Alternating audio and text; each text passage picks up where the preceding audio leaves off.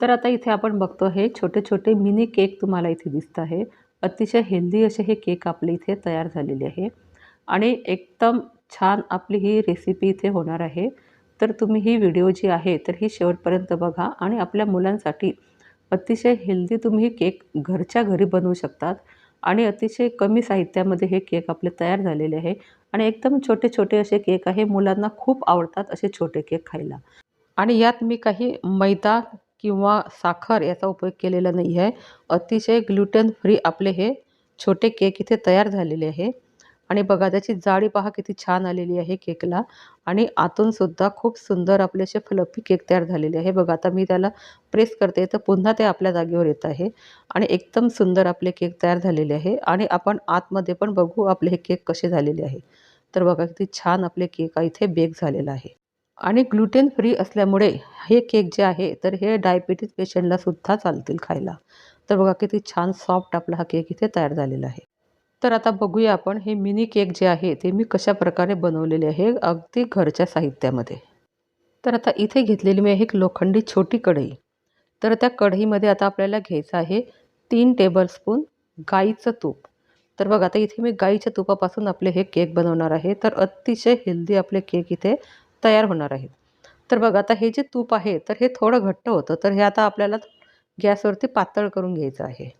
तर बघा आता इथे मी तूप वापरलेलं आहे. तुम्हाला जर तूप वापरायचं नसेल तर तुम्ही तेल किंवा बटर याचा सुद्धा वापर करू शकतात. तर आता या बाउलमध्ये आपण जे तूप तापवलेलं होतं ते आता आपल्याला यात टाकायचं आहे आणि या तुपामध्ये आपल्याला 3 टेबलस्पून इथे फ्रेश दही घ्यायचं आहे. तर बघा आता इथे आपल्याला फ्रेश दह्याचा वापर करायचा आहे. आंबट दही आपल्याला इथे चालणार नाही. जर तुम्ही आंबट दही घेतलं तर तुमचे हे जे केक आहे तर हे छान असे टेस्टी लागणार नाही. म्हणून आपल्याला फ्रेश दह्याचा इथे वापर करायचा आहे. आणि आता हे तूप आणि हे दही आहे तर हे छान असं आपल्याला एकजीव करून घ्यायचं आहे. तर बघा बऱ्याच वेळा काय होतं तूप आणि दही जे आहे तर ते मिक्स होत नाही. पण आपलं तूप हे गरम असल्यामुळे ते छान असं मिक्स झालेलं आहे. तर आता यात घेतलेलं आहे मी हाफ TSP आपल्याला कॉफी पावडर घ्यायची आहे आणि गूळ पावडर घ्यायची आपल्याला 5 टेबलस्पून. तर बघा आता इथे 5 टेबलस्पून गूळ पावडर घेतल्यामुळे आपला हा जो केक आहे तर हा खूप छान असा टेस्टी लागत होता. आणि इथे साखरेचा वापर करू नका, शक्यतोवर गुळाचा वापर करा. कारण आपल्याला हे जे मिनी केक आहे तर हे आपल्याला हेल्दी बनवायचे आहे. म्हणून आपल्याला इथे गुळाचा वापर करायचा आहे. आणि आता हे जे तूप आपण गरम घेतलेलं आहे त्यामुळे आपण हे गूळ जे आहे तर छान असा इथे मेल्ट होतो आणि एकदम असं स्मूथ आपल्याला इथे बॅटर तयार करायचं आहे. तर आपले हे जे गुळाचे खडे आहे तर हे यात राहायला नको. एकदम प्लेन आपला गूळ इथे मेल्ट व्हायला पाहिजे. तर बघा आता छान आपलं हे बॅटर इथे तयार झालेलं आहे तूप आणि गुळाचं. तर आता इथे घेतलेली एक चाळणी आणि या चाळणीवरती आपल्याला आता घ्यायचं आहे 1 कप आपल्याला इथे नागलीचं पीठ म्हणजे रॅगी फ्लोअर आपल्याला इथे घ्यायचं आहे 1 कप. तर ते घेतल्यानंतर आता यात आपल्याला घ्यायचं आहे कोकोआ पावडर. तर आपल्याला ही कोकोआ पावडर 1.5 टेबलस्पून घ्यायची आहे इथे. कोको पावडर किती घ्यायची आहे 1.5 टेबलस्पून. आणि यातच घ्यायचं आहे आपल्याला इथे बेकिंग पावडर हाफ TSP. तर बघा बेकिंग पावडर हाफ TSP घेतल्यानंतर 1/4 TSP आपल्याला इथे बेकिंग सोडा घ्यायचा आहे. आणि हे सर्व आपल्याला छान असं इथे चाळून घ्यायचं आहे. तर बघा यात काहीतरी असे खडे राहिलेले असतात म्हणजे हे जे खडे आपले बाहेर निघून जातात. आपलं हे जे पीठ आहे एकदम क्लिअर तयार होतं. आणि चवीपुरतं आपल्याला थोडं मीठसुद्धा इथे टाकायचं आहे. तर बघा आता हे सर्व आपल्याला छान एकजीव करून घ्यायचं आहे. आणि आता आपलं हे जे बॅटर आहे तर हे जरा कोरडं आहे. तर हे छान असं स्मूथ होण्यासाठी आपल्याला इथे दूध वापरायचं आहे. तर आता आपण दूध इथे वापरलं आहे हाफ कप. तर बघा आता कोणकोणत्या पिठाला कमी जास्त दूध हे लागू शकतं. पण इथे मी फक्त हाफ कप दुधाचा वापर केलेला आहे आणि त्यापासून आपले हे केक इथे तयार झालेले आहे. तर आता हे जे बॅटर आहे तर हे थोडं मला थिक वाटतं आहे. तर आपल्याला थोडं यात अजून दूध हे टाकायचं आहे. तर टोटल आपल्याला इथे हाफ कप दूध लागलेलं आहे. तर हे कोणकोणत्या पिठाला कमी जास्त दूध लागू शकतं तर तुम्ही तुमच्या अंदाजानुसार इथे दुधाचा वापर करू शकतात. तर बघा आता छान असं स्मूथ आपलं बॅटर इथे तयार झालेलं आहे. तर बघा आता हे जे बॅटर आहे तर हे जास्त आपल्याला ओव्हर मिक्स करायचं नाही कारण आपण इथे बेकिंग सोडा आणि बेकिंग पावडर वापरलेली आहे. आणि काय होतं ना त्यामध्ये गॅस तयार होतो म्हणून आपण जर जास्त मिक्स केलं तर आपले हे केक जे आहे तर हे जास्त फुलत नाही आणि असे फ्लफी होत नाही.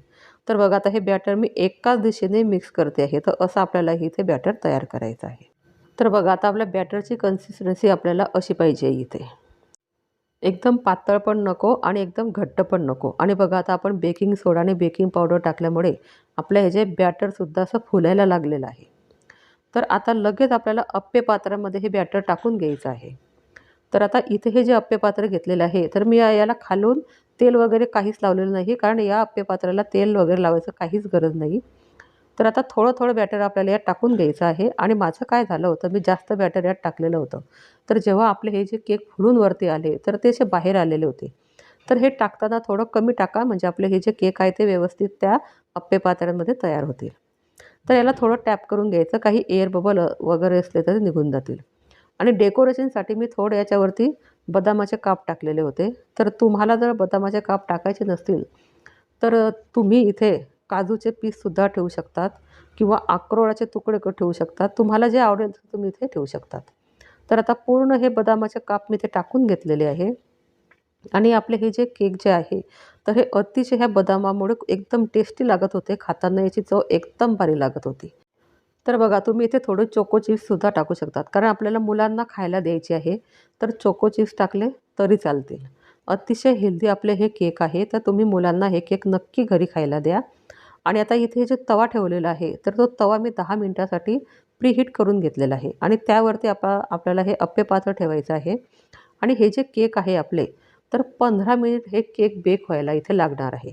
तर 15 मिनिट झाल्यानंतर आपण बघूया आपले हे केक कसे झाले. तर बघा किती छान आपले केक झालेले आहे. आणि हे जे बॅटर आहे तर ते वरती आलेलं होतं. तर तुम्ही जेव्हा हे बॅटर टाकाल अप्पे पात्रामध्ये, तर ते थोडं कमी टाका, म्हणजे ते तुमचे जेव्हा बेक होतात तेव्हा ते वरती येणार नाहीत. आणि आता आपल्याला हे जे केक आहे तर एकदम गार होऊ द्यायची आहे. तर बघा तुम्हाला आतून सुद्धा मी दाखवते. तर आपली ही जी टूथपिक आहे तर ही छान अशी बाहेर आलेली आहे. आणि गार झाल्यानंतर आपण हे जे आपले मिनी केक आहे तर हे आपण काढून घेणार आहोत. तर बघा आता हे खाली मी उतरवते आणि एकदम गार होऊ द्यायचे आपल्याला. तर गार झाल्यानंतर सुद्धा हे छान असे एकदम बाहेर येतात. तर बघा आता यांना मी खाली काही ऑइल वगैरे काहीच लावलेलं नव्हतं. पण आपले हे जे मिनी केक आहे तर हे गार झाल्यानंतर एकदम छान असे प्लेटमध्ये सर्व मिनी केक असे खाली पडलेले होते. तर बघा किती सुंदर आपले हे दिसत आहे. आणि याला जाडीसुद्धा पहा किती छान आलेली आहे. आणि अतिशय हेल्दी आपले इथे हे मिनी केक तयार झालेले आहे. तुम्हाला दाखवते मी, बघा किती सुंदर जाडी आलेली आहे. तर आता नंतरसुद्धा आपलं थोडं बॅटर शिल्लक राहिलेलं होतं. तर ते पण आता मी अप्पे पात्रामध्ये टाकून घेतलेलं आहे. आणि नंतरसुद्धा आपले एवढेच हे जे मिनी केक आहे तर हे तयार झालेले आहे. तर बघा आता आपल्या हे बॅटरचे एवढे हे केक आपले तयार झालेले आहे. तर याची जाडी बघा किती छान आलेली आहे. आणि तुम्हाला मी आतूनसुद्धा दाखवते की आपले हे केक कसे तयार झालेले आहे ते. आणि एकदम फ्लफी बघा किती छान असे वरती आलेले आहे. जेव्हा मी नंतर हे बॅटर टाकलं होतं तेव्हा हे माझे छोटे-छोटे असे इथे मिनी केक तयार झालेले होते. तर बघा किती फ्लफी आणि एकदम सुंदर आपले केक बनवून तयार झालेले आहे. आणि आतूनसुद्धा हे छान असे बेक झालेले आहे. तर मंडळी, तुम्ही चॅनलवर नवीन असाल तर चॅनलला सबस्क्राईब करायला मात्र विसरू नका. आणि ही जी व्हिडिओ आहे तर ही जास्तीत जास्त शेअर करा. आणि लहान मुलांसाठी तर अतिशय छान अशी ही व्हिडिओ इथे तयार झाली आहे. तर चला मग भेटूया आपण अशाच पुढच्या नवीन व्हिडिओमध्ये.